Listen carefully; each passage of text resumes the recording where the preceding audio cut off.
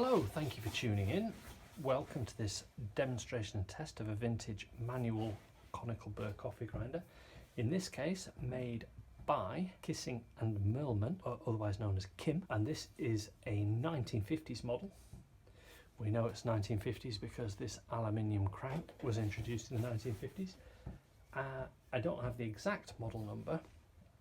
The 30s model, which was the predecessor to this one, which had a steel crank but was otherwise identical, was the 373, but I've not found the 50s model number yet.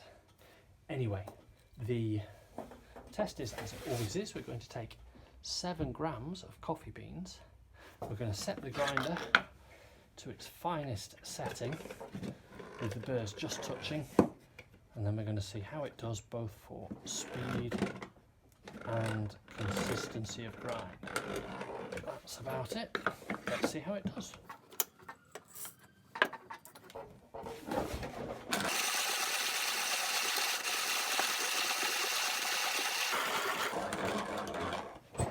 So we have just under 40 turns of the handle there, which makes it a medium pace grinder really.